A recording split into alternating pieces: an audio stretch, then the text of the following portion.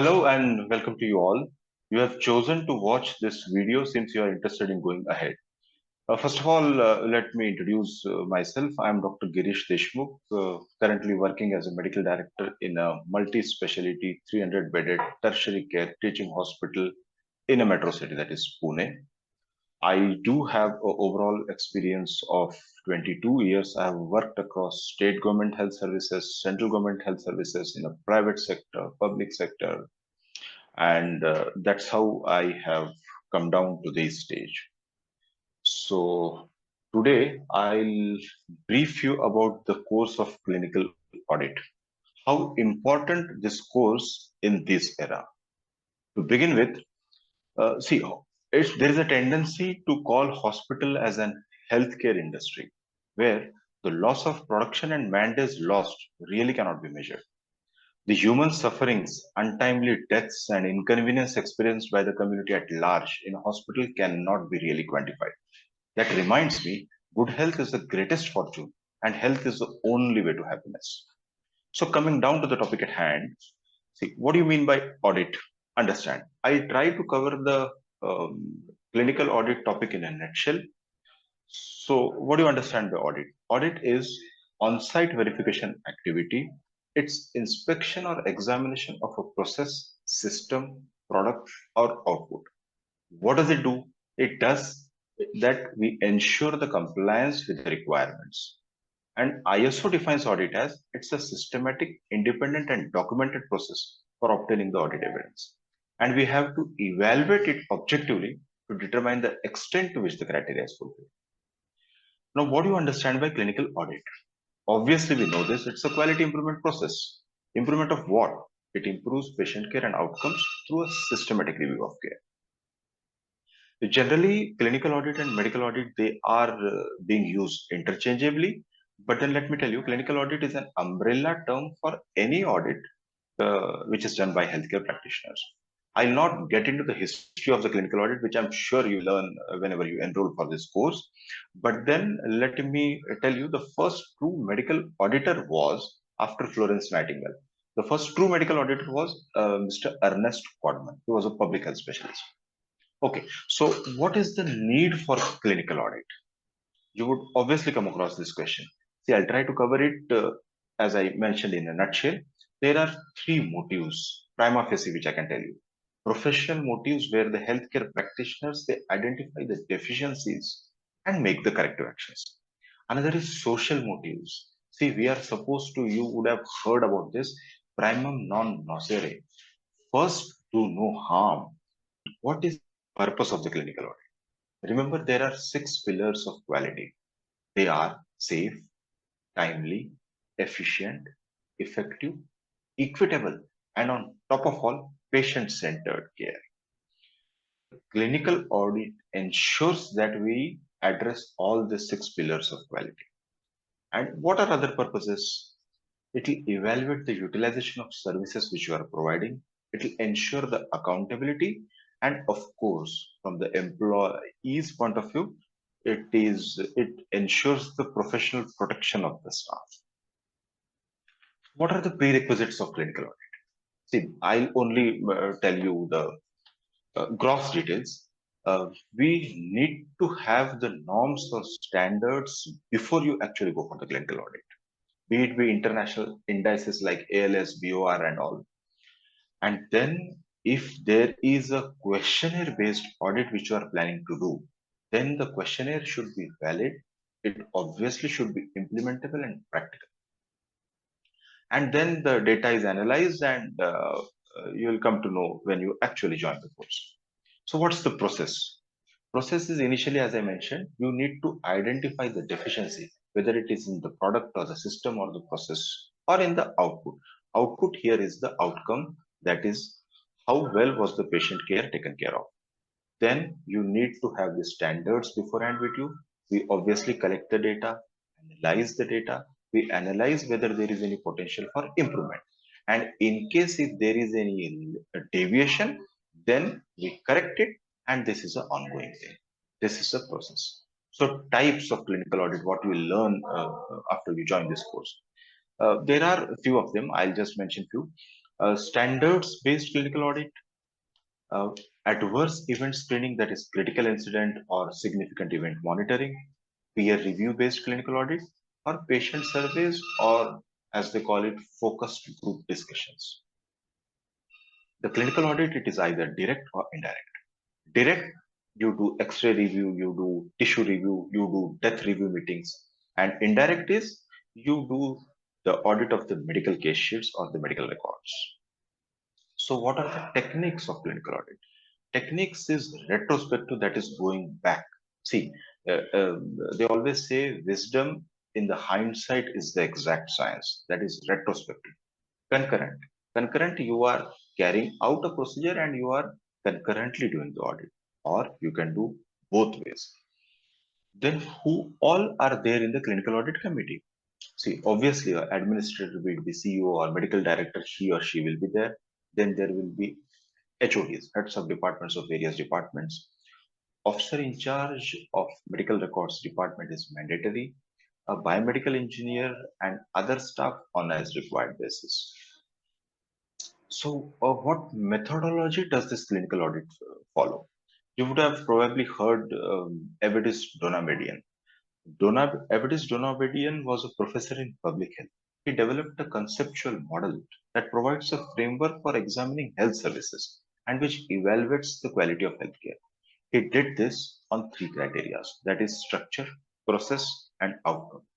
What do we understand by structure? Structure is what you need, process is what you actually do, and outcome obviously is what you want or what you are expecting. So, after addressing all this, let us now come to stages of clinical audit. This is a very important stage. Whenever you enroll for this course, then we'll try to explain the stages in a larger details. But then I'll just cover what all these five stages are. The first stage is obviously preparing for the audit. Here, the topic selection is very important. What I mean by that is it should be of high volume, high cost, high risk, or if there is high complexity. So a careful thought and careful consideration should be done before selecting a topic. See, if you try to take a rare condition with a cheaper intervention and fairly superficial outcome, so then it will be not in the organizational interest. A purpose should be clearly defined, and you must involve users, that is, patients and public engagement should be done. And planning, of course, the organization has to provide the resources, be it be money, be it be time, be it be other efforts and other resources required. So, selection criteria, the second stage. In this, the criteria should be crisp. I tend to call it SMART. The criteria should be SMART. What I mean by SMART is S is for specific, M is for measurable, A is for achievable, R is for realistic, and T, obviously, it should be time bound. It cannot go on indefinitely. This is the second stage. Third stage is measuring the level of performance. How do we do that? Obviously, collection of data will be required. There are various methods of data collection, which you will learn after you enroll. So, but then here you should try and keep it simple and short. And remember, guys, handling data, especially after this Data Protection Act, which has come in 1998, obviously the later amendments have been there. So, data should be handled very carefully and confidentially. And now, after doing this, you compare the performance with the standards or the norms which you have selected. Then, after doing this, we go to the fourth stage. What is that? Making improvements. How do we make improvements?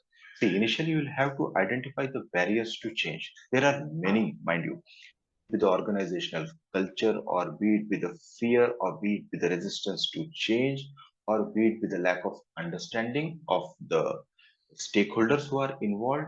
They may tend to believe that the organization or the administration or the management is pushing them too hard. So we need to take them on board.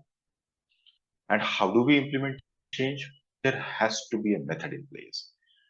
Before you go on further, an agreement has to be reached amongst all the stakeholders involved. That is, I mentioned, whoever there is in the community, they should be taken on board, and then you can try and implement this change. Now, the fifth stage, which is very critical, once you have addressed this, then sustaining improvement, mind you, it's very difficult. So, there has to be a system in place where you monitor and keep evaluating. In case of any deviation, you take corrective actions or you take preventive actions to avoid it further, and then you keep doing the re-audit. So, yeah, as I said, maintaining and reinforcing improvement is mandatory and a crucial step. So now, what are the outcomes?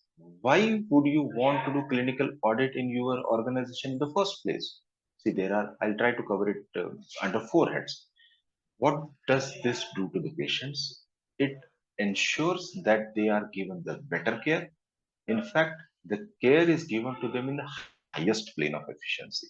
The consultants, they tend to do consultations. They leave no stone unturned so as to give the safe, timely, and effective patient care. The technical staff, because of these requirements, they have a tendency to keep their knowledge upgraded, and the facilities, whatever your healthcare organization has, they are of highest standards. It obviously will reduce the hospital acquired infections and will save on a lot of money and mental stress which a patient would undergo. For hospitals, what are the benefits? It identifies what we call SWOT. It does a SWOT analysis. It identifies strengths, weakness, opportunities, and threats.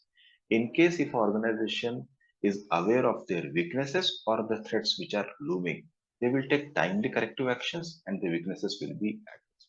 And in case if there are opportunities, they'll try to tap on the potential of those opportunities, and obviously they will try to capitalize the strengths. What does it do through the community? There are many, but then in case if I have to list, it will address that the diagnostic, therapeutic, preventive, promotive, participative, and curative care is given to the community and to the society at large. After addressing these patients, hospitals, and community, obviously it will help the clinicians as well. What does it do? It will keep themselves intellectually stimulated, and they will be aware with the newer modalities, whatever they are taking place in the around them. Understand. Now, what is the importance of clinical audit? It is the important arm of clinical governance, as we tend to call these days. So, what are other arms of clinical governance? The other arms are research, development, education, training, and what is the role of organization now? See, the role of organization is the hospital should provide them the working environment, the facility, the resources, as I mentioned, and it has to give a framework to highlight and enable the changes to incorporate. So regularly, patient satisfaction surveys has to be done, exit interviews, or what you call, suppose if a patient is discharged against medical advice, or if he leaves against advice, need to find out what exactly are the reasons behind it. And also, what does it do? It, as it is a part of now NH assessment or be other assessments. So this acts as a recognition, as a proof of competence and reliability that the organization is regularly doing the clinical audit and has attained that required level of safety, quality, and sustainability. See, this course also covers minor things such as what do you do? So, in case if you have to use words to reduce, what do you want to reduce? You will reduce the waiting time of the patients who are waiting. In case if you have to enhance, it enhances the bed occupancy rate or the utilization of equipments. You can suit or tweak it as per the local requirements of your organization to increase. What does it increase? For example, it increases the hand hygiene compliance. To change, in case if there is a process which is faulty, so then you can change the process. And to ensure what? To ensure the antimicrobial stewardship policy. See, the basic aim is that the current standards they are met with the expected level of performance that is mandatory. See, the intrinsic idea of clinical audit lies in providing systemic feedback to the healthcare practitioners so that they might be able to learn from experience and improve patient care. Again, we must try and ensure that we consciously refrain from it getting degenerated into a fault finding exercise. This is definitely not. We have to get above what we call blame and shame and name culture. This doesn't address that. So it is built on the premise that a cycle of learning can lead to continuous improvement. So to join this cycle of learning and to know more about this course, I think you will have to enroll yourself with this course on clinical audit, which Astron provides. This will give you an opportunity to improve your knowledge, skills, and abilities to meet your clients' demands, that is, patients' demands, and provide, as I mentioned, 6 pillars of quality health. So enrolling for this course will not only increase your competitiveness, but I'm sure it will keep you updated with the newest trends, whatever are happening around you in the world. Thank you so very much.